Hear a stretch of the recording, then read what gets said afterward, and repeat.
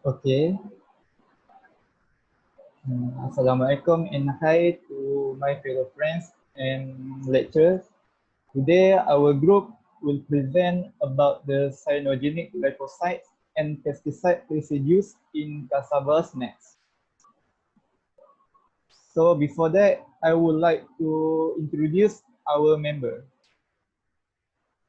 So my name is Muhammad Nur Ibrahim bin Nazaini with metric number 198054. And my partner is Lai Chung Wai with metric number 198185.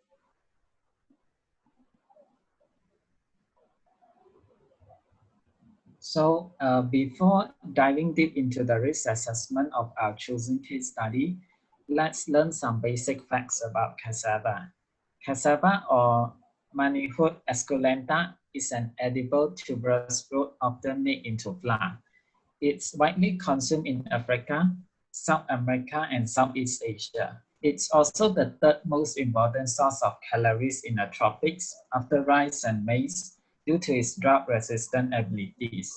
However, it contains cyanogenic glycosides, which can result in fatal cyanide poisoning if not properly detoxified by soaking, drying, and scraping before being consumed.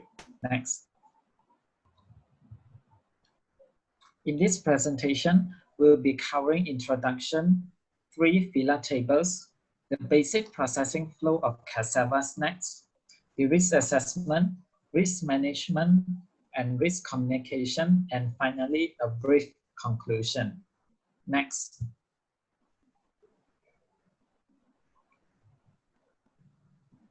So this is the news clip of case study. It took place in Bohol Island's Mabini town in the Philippines in March 2005, during which 27 children were killed and more than 100 children were hospitalized after eating cassava snacks sold by a vendor. Next. Okay, now I will present about the filler table 1. For the first filler table, the fact we found that 27 elementary school children died and another 100 were hospitalized after eating a snack of cassava. So our idea is that the cassava snacks might not have been processed properly. Besides, the cassava consumed was the poisonous bitter variety. So what we want to learn is what are the chemicals present and TDIs in the cassava that can cause food poisoning. Also, what are the processing steps required to reduce or remove the toxins to a safe level. So we take an action, hold online discussion with each other. Besides, we also conduct online research by browsing through published scientific articles and relevant literature. Next. So the second fact extractor is that tests also indicated pesticides might play a role in contaminating the cassava snacks. Hence, we get the ideas that the food might have been prepared in an environment that was contaminated with chemicals and pesticides. The oil used could have come from a container with traces of pesticides. Hence, we want to learn what are the pesticides present in the cassava, and why are the pesticides found in the cassava, and finally, what are the levels of the pesticides found in the cassava samples. Therefore, we've conducted online research to determine the maximum allowable level of pesticides used in planting local cassava crops. For the third filler table, the facts we found that cassava is widely consumed as part of their daily diet in the region. So the idea was it is used in a vast variety of cakes, snacks, and desserts, and grows wild in many places, being drought and drought resistant. It is rich in carbohydrates, which is important in impoverished regions for the survival. For the learning issue, why is it a potential health concern for the nation? Who is most vulnerable to cassava poisoning if consumed regularly? And the last one, what is the exposure frequency of the local residents to cassava poisoning? So we conduct by study the TDI.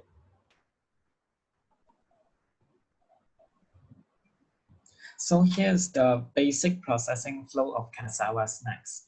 The first step, about a ½ inch or 1.27 cm from each end of the cassava root is sliced off. Then the brown bud-like skin is peeled from the root. The root is sliced into thin rounds. In a third step, the slices are put into the ice water right away and allowed to steep for 45 minutes. Then the slices are removed from the water. They are drained and dry on paper towels. Lastly, the slices are fried in hot oil at 370 degrees Fahrenheit until lightly brown and crisp. Finally, the oil is drained on paper towels and the final products are sprinkled with salt.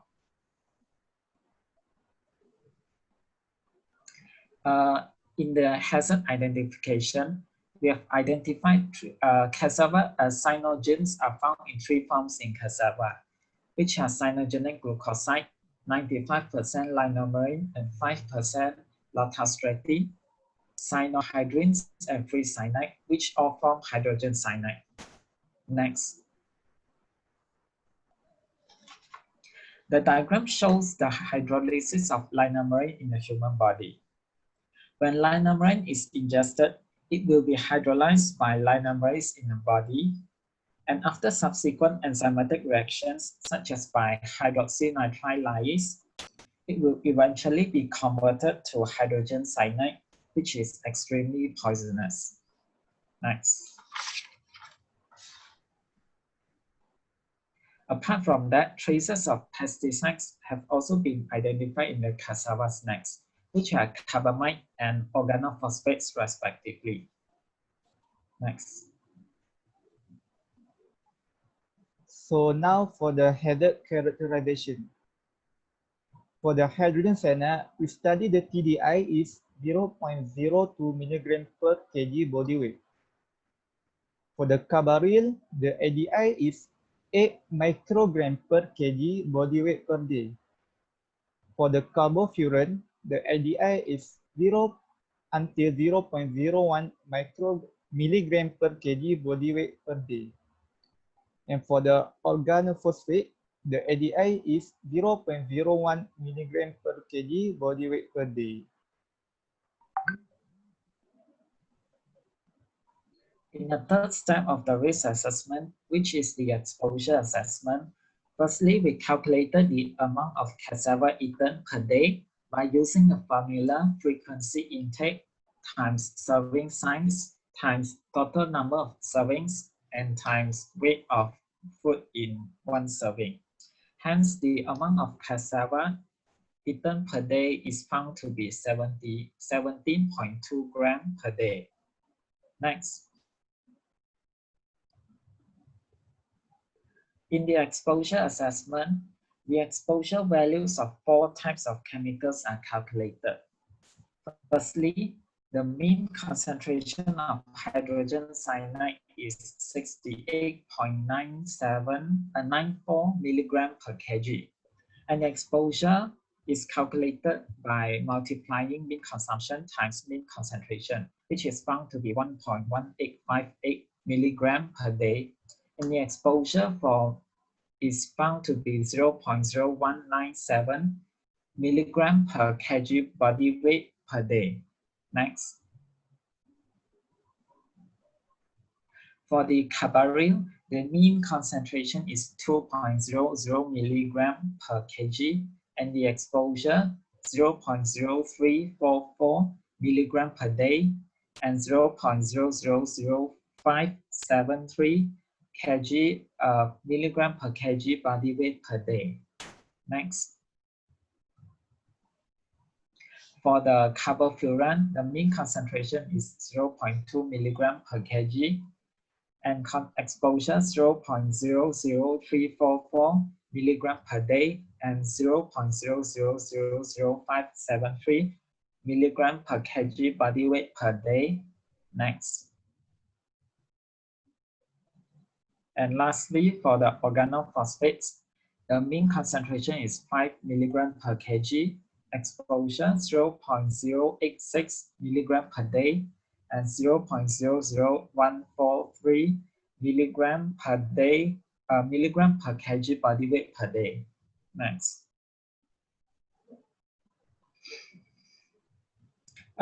In the calculations, we've made a number of consumptions in our case study. Firstly, the average weight is assumed to be 60 kg for all victims were children. And the mean total mean exposure, which is mean consumption times mean concentration, is an overestimate exposure. The mean concentration values for carbaryl, carbofuran, and chlorpyrifos are based on the maximum residue levels, MRLs. And for the data gaps, there was no data on the frequency intake of the food sample, which is assumed to be 3 times per week. Next. Okay, now let's move on into the risk characterization. So basically, we will compare the TDI value with the exposure of the chemicals and convert into the percentage. So the first one, exposure for the hydrogen cyanide is 0.01997 milligram per kg body weight per day. And the TDI is 0.02 milligram per kg body weight. And for the total exposure after calculated, it shows that the consumption of cassava is at 98.85% of the TDI at 0.01997 milligram per kg body weight per day. So for the carbaryl, the same calculation has done, and we got the consumption of cassava for the total exposure is at 7.16% of the ADI at 0.000573 milligram per kg body weight per day. For the carbofuran, the total exposure shows that consumption is at 0.57% of the ADI at 0.000573 milligram per kg body weight per day. And the last one is chlorpyrifos. So the total exposure consumption of cassava shows that consumption is at 14.29% of the ADI at 0.00143 milligram per kg body weight per day. So here we converted into the graph the total exposure. For the general population, the exposure assessment shows there is a high risk of exceeding the TDI of hydrogen cyanide, where it is 99.85% from the consumption of cassava nuts. This is based on the assumption and uncertainty as indicated under the section of exposure assessment. On the other hand, the exposure assessment shows there is a low risk of exceeding the ADI for carbaryl, carbofuran, and chlorpyrifos at 7.16%, 0.57%, and 14.30% respectively from the consumption of cassava nuts. Vulnerable group. So the headed characterization shows that the vulnerable groups are pregnant women, infants, and children breastfed, and also children below 18 years old. The acute lethal dose, or LD50, for hydrogen cyanide for human is reported to be 0.5 to 3.5 milligram per kilogram of body weight. However, children are particularly at risk because of their smaller body size. Those who have an overall pure nutrition status and low protein intake are more likely to experience these effects since protein helps rid the body of cyanide. So now moving on to the risk management. So what is risk management? It's defined as the minimization of the adverse effects of risk to which a population is exposed. It starts from risk evaluation to option assessment and option implementation and eventually monitoring and review. Risk management is also the second component of the risk assessment process, in which strategies are developed and implemented that manage or reduce the identified risk of unsafe food. In short, it involves policy and trade practices, which may include the use of hazard. Next. So what is the importance of risk management? It provides national food safety authorities with a systematic and disciplined approach for making evidence-based food safety decisions. It's used to develop an estimate of the risk to human health and safety. Next, it also identifies and implements appropriate measures to control the risk. It's also used to enhance collaboration between government agencies, consumer bodies, academia, industry, and international organizations. Next. Examples of risk management activities can be divided into three categories. The first category is the high priority, where public advisory is necessary, such as the food safety authorities will give out public health advisory, recall announcements, requests for assistance from health authorities, illness trackback, and further assessment of product distribution networks. Next. For food where it's considered to be medium priority, where no public health advisory is indicated, possible actions could be recalled to retail or follow-up inspections. And for the last one, low priority, where low risk to public health is indicated in a particular food, possible actions could be routine follow-up with consumer, operator, and public health partners regarding unconfirmed cases. Next.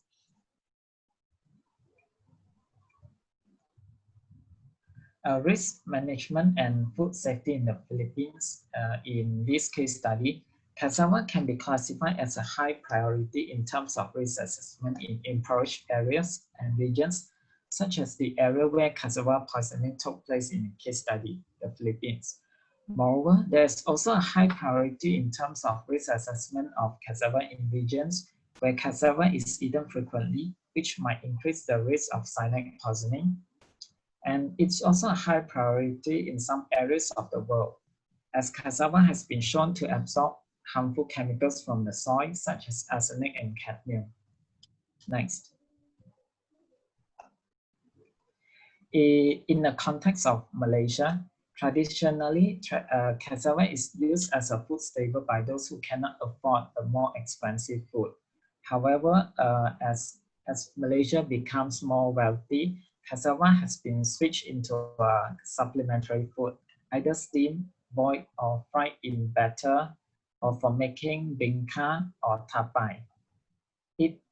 Hence, in Malaysia, cassava can be classified as a low priority in terms of risk assessment, which means low risk to public health. The health authorities could be advised by communicating outcome to stakeholders, and no further public health actions are needed.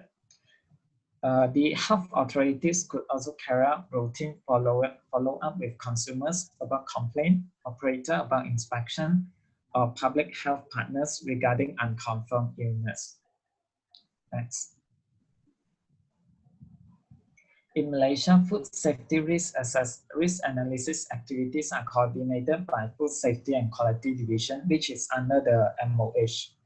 The regulations related to food safety include Food Act 1983, Food Regulations 1985, and other new regulations. According to the Food Regulations 1985, Regulation 54, tapioca cassava shall be clean and sound tubers of manhood utilissima, and 10 milligram of hydrogen cyanide per gram per kg dry weight was considered to be the safe level of consumption. Next. Edible cassava flour shall be safe and suitable for human consumption, free from abnormal flavors, free from filth, and shall comply with the maximum allowable residue limits. The international standards on cassava, which is the Cortex Stand 176 1995, it applies to cassava flour intended for direct human consumption and which is obtained from the processing of edible cassava. Next. Okay, now let's take a look for the risk communication. For this part, basically, we try to deliver on how to handle with the cassava so that it process more safe food. So for the first, effect of soaking on cyanogenic glycosides. So by soaking of cassava root has been reported to decrease its total cyanide content by 13 to 52% after 24 hours. So by soaking more longer time, it will provide a better decrease of total cyanide in the cassava. For the cooking effect, cyanogenic glycosides are generally water soluble. During cooking, significant amount of cyanogens are leached into cooking water. And the last one is drying. The fast drying rates result in lower detoxification of cyanogen, while slower rates result in higher cyanogen removal. So, it is recommended that cyanogenic plants should be cut into small pieces to increase the surface area and then cooked by soaking and boiling thoroughly to release toxic hydrogen cyanide before consumption. Next, for the pesticides used in the cassava planting. So people exposed to kabari, people may be exposed if they eat, drink, or smoke if they don't wash their hands after using a product. This must involve the planters. So kabaril in the environment, at soil and water surfaces, microbes break down kabaril quickly. Half-life are 4 days in water and 16 days on soil surfaces. So half-life in the kabaril will be quickly in water. So it is recommended to wash cassava thoroughly before process to the next step to remove the pesticide residue. So besides that, we also produce the infographic that we have posted on the Facebook. So dissemination of information about cassava and its related hazards to the general public. So here's our infographic look. So basically we put on how safe is it to eat the cassava and what the cause for the food poisoning by consuming the cassava, what the chemicals involved to the poisoning of cassava consumption, and the last is the ways of reducing cyanogens in the cassava crops. So in conclusion, cassava can be divided into sweet, which is less than 50 microgram per gram hydrogen cyanide, and bitter varieties, which are greater than 50 microgram per gram hydrogen cyanide. And processing methods such as peeling, drying, grinding, soaking, boiling, or cooking cause significant reduction in the cyanogenic glycosides of processed foods. In impoverished areas and regions where cassava is served as a staple food, community education should be provided on identifying and preparing cassava appropriately. And pesticide usage in the regions affected should be regulated to minimize soil and crops contamination. Next. And this is the end of our presentation. Thank you. Okay.